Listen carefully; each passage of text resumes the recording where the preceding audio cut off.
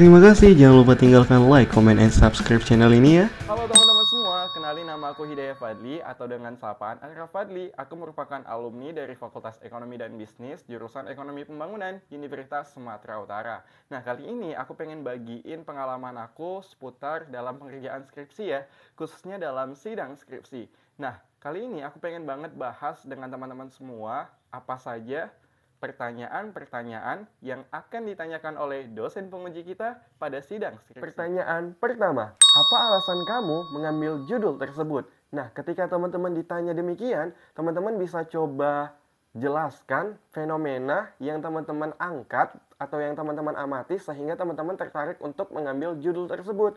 Nah, misalnya saja pada saat itu untuk judul aku pribadi adalah pengaruh literasi dan persepsi terhadap pembelian saham syariah di kalangan investor Sumatera Utara. Nah, ketika ditanya alasan, aku menjawab belum ada penelitian yang membahas seputar variabel tersebut, yang mana X1 ku adalah literasi, X2 ku persepsi, dan untuk variabel Y-nya adalah minat menabung saham syariah, seperti itu. Jadi, teman-teman bisa coba ini ya, rancang jawaban apabila pertanyaannya sama seperti itu. Oke? Atau juga teman-teman bisa coba jelaskan, misalnya aja ada nih referensi yang mengangkat permasalahan yang sama dengan kita. Hanya saja mungkin di penelitian A itu hubungannya itu positif ya, sedangkan di penelitian B hubungannya itu negatif, sehingga teman-teman bisa tertarik atau hal tersebut menjadi alasan teman-teman tertarik meneliti lebih lanjut penelitian yang sudah ada atau penelitian terdahulu, seperti itu. Pertanyaan yang kedua, biasanya dosen penguji akan bertanya, apa alasan kamu memilih objek penelitian tersebut? Nah, di saat itu, objek penelitiannya adalah para investor saham syariah di Sumatera Utara. Nah, alasan aku menjawabnya adalah masih sedikit investor saham syariah di kalangan investor Sumatera Utara itu masih sedikit apabila dibandingkan daerah-daerah yang lainnya, terutama Jakarta. Makanya aku tertarik untuk memilih objek penelitianku itu para investor di Sumatera Utara, seperti itu. Atau mungkin teman-teman bisa juga melis alasan teman-teman mengangkat objek penelitian teman-teman, seperti itu. Mungkin aja dari tempat, dari kepribadian, atau dari segi lainnya, seperti itu. Oke? Jadi itu harus ada alasannya. Pertanyaan yang ketiga, apa yang membedakan penelitianmu dengan penelitian sebelumnya atau penelitian yang lainnya? Nah, di saat ini ketika teman-teman dapetin pertanyaan tersebut, coba teman-teman bisa jelaskan. Mungkin hal apa sih yang membedakan penelitian teman-teman dibandingkan yang lain atau penelitian terdahulu? Mungkin dari segi variabelnya, atau mungkin dari hubungan variabelnya yang bersifat negatif atau positif, atau bahkan fenomena lainnya, atau bahkan juga bisa jadi objek penelitiannya atau sampelnya atau populasinya. Jadi banyak banget ya alasan-alasan yang bisa teman-teman pakai untuk bisa menjawab pertanyaan tersebut. Oke, jangan lupa ya. Pertanyaan yang keempat, biasanya dosen akan bertanya, sudahkah relevan latar belakangmu dengan hasil penelitianmu? Nah, di saat itu teman-teman mungkin bisa cross-check kembali ya, apakah sudah sesuai dengan latar belakang kita, khususnya dalam rumusan masalah. Nah, di rumusan masalah itu kan ada pertanyaan-pertanyaan yang sudah kita buat sebelumnya. Nah, coba kita bisa bandingkan terhadap hasil penelitian kita, apakah sudah menjawab rumusan-rumusan masalah yang kita buat. Ini harus teman-teman perhatikan karena banyak banget, nggak banyak sih, tapi nggak tahu juga, tapi kebanyakan itu nggak sinkron, dan ini bisa jadi bisa jadi bumerang untuk kita sendiri. Oke, makanya harus teliti pada bagian pertanyaan yang kelima, kenapa kamu pakai teori itu dibandingkan dengan teori yang lainnya?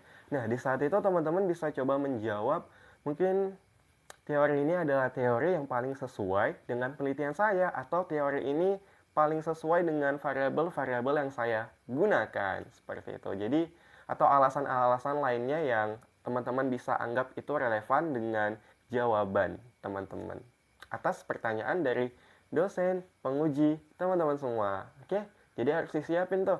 Jangan lupa. Atau bahkan juga teman-teman bisa menjawab bahwasanya teori ini adalah teori yang terbaru atau teori yang lebih relevan terhadap penelitian atau variabel yang teman-teman gunakan. Tapi biasanya kalau aku kemarin ada ngejawab itu, teori ini adalah teori terbaru dibandingkan teori-teori lainnya. Pertanyaan keenam. Nah, teman-teman bakalan ditanya nih, metode apa yang kamu gunakan dalam penelitian ini? Nah, di situ teman-teman bisa menjawab ya sesuai dengan metode penelitian yang teman-teman gunakan. Nah, pada saat diriku ya, pada saat itu aku menggunakan metode kuantitatif deskriptif seperti itu, menggunakan data primer, dan pada saat itu aku menggunakan skala Likert ya, untuk aku menggunakan kuesioner, dan kuesionernya itu kan ada skalanya ya, skala pendapat gitu ya, dari sangat tidak setuju sampai dengan sangat setuju. Itu aku pakai 5 poin dengan skala Likert seperti itu. Jadi teman-teman harus bisa gunain atau bisa ngejawab, maksudnya bisa ngejawab pertanyaan tersebut. Populasinya berapa, sampelnya berapa, terus metode datanya apa, seperti itu. Oke.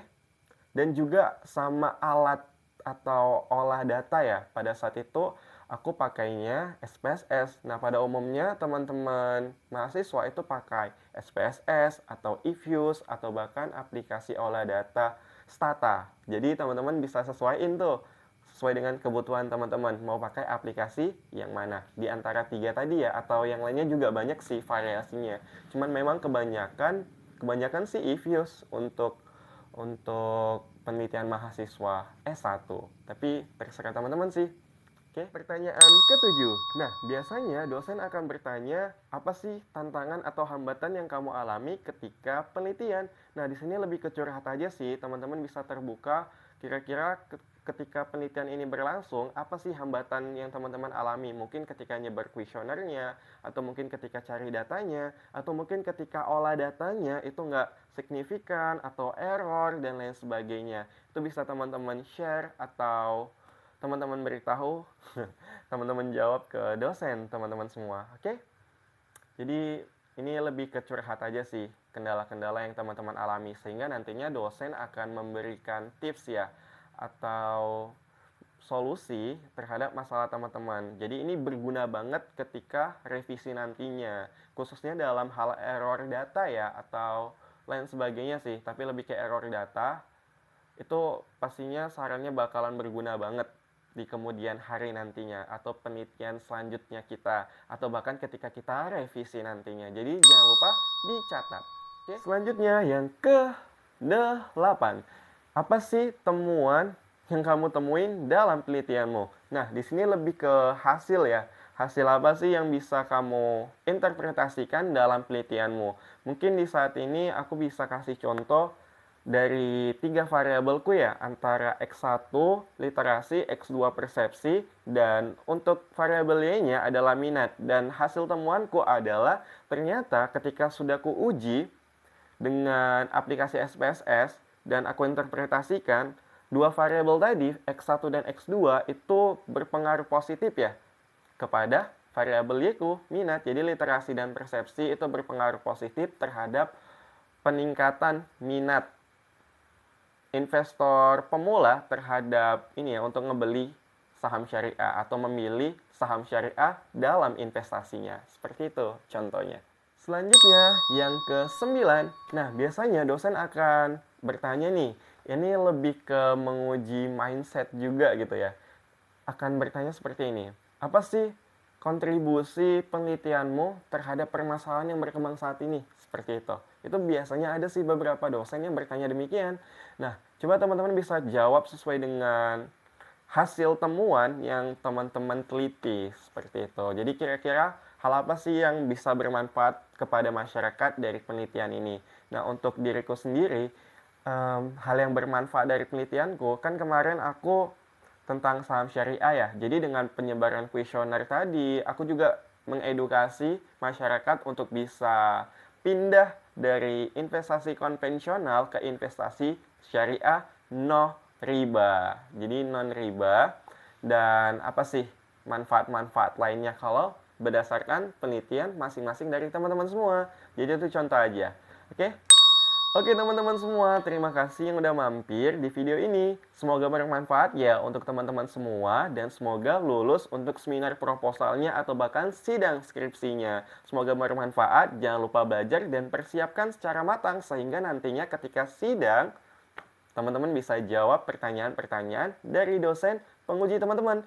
Dan yang paling penting adalah cukup kuasai saja sih bahan yang kita punya atau skripsi yang kita punya sebaik mungkin. Dan kalau bisa memang kita nulis sendiri ya teman-teman. Mungkin kita perlu bantuan teman-teman kita untuk bisa nyusun, tetapi jangan lupa juga untuk teman-teman bisa menguasai bahan dari setiap bab skripsi kita, oke? Jadi jangan ada tertinggal satupun, khususnya dalam 9 poin pertanyaan yang sering muncul dalam ujian skripsi yang udah aku share sebelumnya. Thank you banget, semoga lulus, dapat nilai A ya pastinya. Thank you. Tapi sebelumnya jangan lupa tinggalkan like, comment, and subscribe channel ini ya, agar channel ini semakin berkembang.